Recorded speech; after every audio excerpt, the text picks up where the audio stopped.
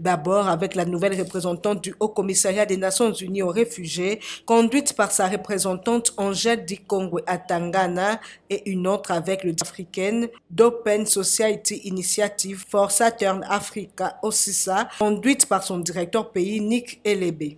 La représentante du Haut-Commissariat des Nations Unies aux réfugiés en RDC, Angèle Dikongwe, a déclaré qu'elle est nouvellement arrivée en RDC pour prendre ses fonctions depuis le mois de mars 2022. Donc c'était ma première rencontre avec son Excellence, Madame la Garde des Sceaux, et c'était véritablement pour présenter mes civilités à son Excellence Madame la Ministre de la Justice, et ensuite prendre langue avec elle sur des sujets dont elle a eu à discuter avec ma prédécesseur. Il s'agit notamment de l'appui que nous donnons au comité technique interinstitutionnel de la lutte contre l'apatridie. C'est un comité que le ministère de la Justice a créé et l'OHCR appuie ce comité-là techniquement et financièrement. Et il s'agit également de l'accession de la RDC aux conventions qui régissent l'apatridie au niveau mondial. C'est la Convention de 1954 sur le statut des apatrides et la Convention de 1961 sur la réduction des cas d'apatridie. La RDC n'est pas encore partie à ces conventions-là.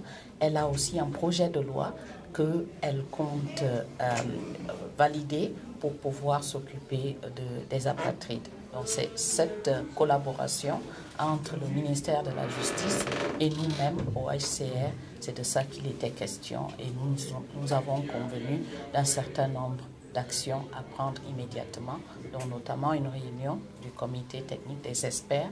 Après la délégation du HCR, c'était le tour de la délégation d'Open Society Initiative for Saturn Africa. L'occasion a été bel et bien pour la délégation de cette organisation de présenter ses civilités et de lui parler de son travail en RDC, de sa nouvelle stratégie africaine et des opportunités de collaborer avec le ministère de la Justice.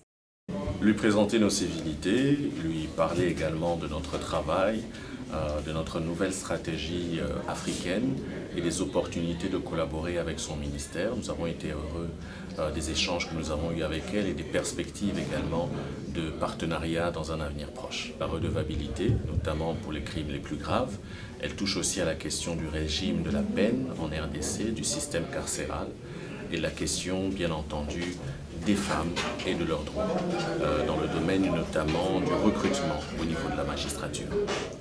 Évidemment, il est nécessaire qu'il y ait des réformes, il est nécessaire par exemple en matière de peine que l'on réfléchisse sur les peines alternatives qui pourraient être mises en place comme des palliatifs à la détention préventive, car vous savez certainement qu'au niveau de nos institutions carcérales, près de 70% des personnes en ce moment incarcérées sont des personnes en détention préventive. Nous sommes en RDC, lorsque vous parlez de peines alternatives, c'est-à-dire pas de peines de détention, mais que les personnes soient libres ou peut-être des amendes. Est-ce que vous pensez avec les conditions sociales actuelles des Congolais, sont-ils capables de payer des amendes par exemple pour ne pas aller en prison? Les amendes existent déjà dans notre système. En parlant de peines alternatives, on peut parler d'une diversité d'autres possibilités qui sont offertes. Il faut que les Congolais puissent s'asseoir et réfléchir sur cela justement parce qu'aujourd'hui, nous le savons et ce n'est un secret pour personne, nos prisons sont surpeuplées et il faut réfléchir à pourquoi la peine, à quoi cela sert finalement et quelles peines correspondent le mieux. La ministre d'État de la Justice, Rose Mutombo, s'est montrée très attentive à ces desiderata.